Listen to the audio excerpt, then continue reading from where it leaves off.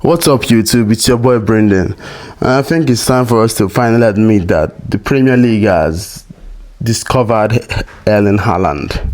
You know, I said this 2 years ago when he signed that this is I'm the best striker in the world, scoring 36 goals a season, breaking all these kind of records, even in the Champions League. It was just a phase. After a while, the defenders figured him out, and they have figured him out. And I think that's the major reason why City are even struggling right now. Because in the past, City could play their football, their possession-based football, and leave Haaland isolated at the front because the ball will eventually get to him and then he would score. But now it's like they're playing with one man down.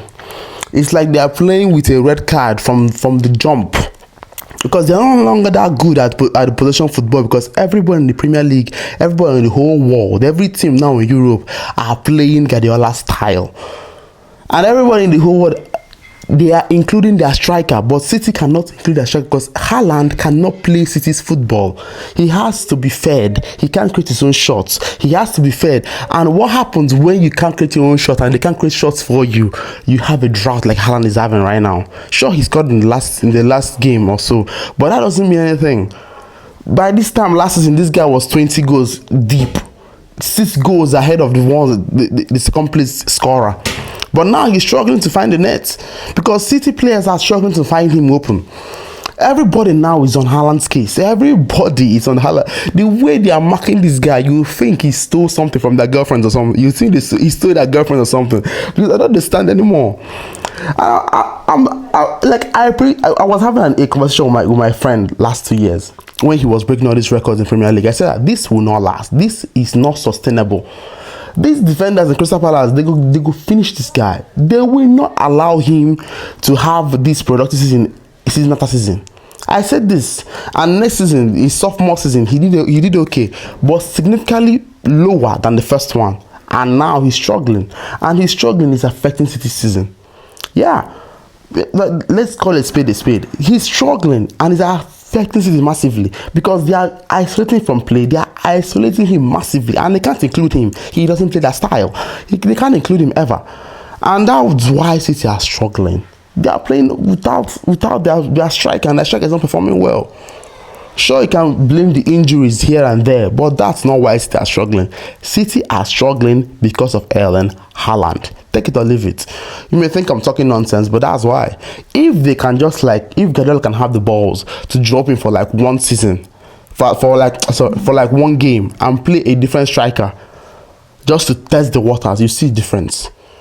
You see a difference. Even Haaland, I think he's even having confidence issues right now, because I saw the penalty he missed against Everton. He's having confidence issues right now. Like, he missed that penalty and stood there because he almost felt like he knew he would miss it, and he missed it and just stood there. He didn't miss it and rushed it again. He missed it and stood there. He knew he would miss it and he missed it. So I think if City needs to get off their hump, because their drought has been long overdue to get off. Sure, they got a win last time, but that's just Leicester. Everybody defeats Leicester.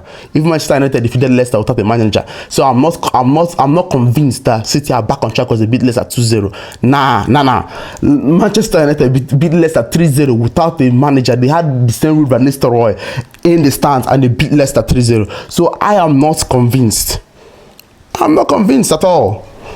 So they have to try to experiment this my idea, because if they don't, they will struggle. They will struggle, and the struggle continue. I know this for a fact, because I predicted this 2 years ago, and they were calling me stupid. They were calling me all kinds of names, and now I'm proven right. So that's all I have to say about that. If City needs to get off their home, they have to it's either they replace Haaland or they find a way to include him in the play. The past way of playing cannot work again. You can't just be playing Haaland isolation, leave him, you feed him. You can't feed him anymore. The defenders know that you're feeding him, and they will not allow him to be fed. These players are not stupid. This Palace defender, these Bournemouth defenders, they will finish Haaland. There ain't no way he's going to score being marked the way he's marked. I saw him against Manchester United. Manchester United. I think he had just one shot or so. He didn't play well. He didn't even threaten the keeper at all. I think the guys that were offending the keeper was this is my boy that I love so much. This is Doku and Rico Lewis. Everybody and even the guy that even caused the penalty. But Haaland was just there. He was like he was the invisible player there. He was the second referee there. He was nothing, absolutely nothing.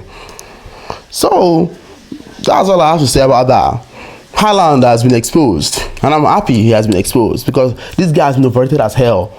The other one, like saying this guy should have won the Ballon d'Or over Lionel Messi back in 2022. I was like, what the hell? What the hell? What the hell?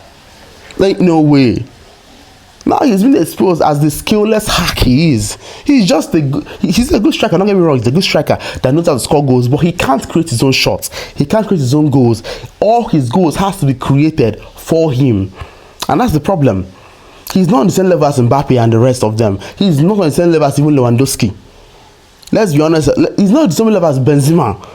He doesn't create his own goals. And if you can't create your own goals and your team is struggling, how can you now perform? You cannot. You struggle with them. Hell, you even drag them even further into the abyss because you are now a liability, not an asset anymore. So that's it. So if you like this video, like this video. If you like it, comment and subscribe, please. It helps my algorithm a lot, and I want to grow my channel. That's like my new resolution, to get at least 100 subscribers for a start. So thank you. I'll see you in the next video.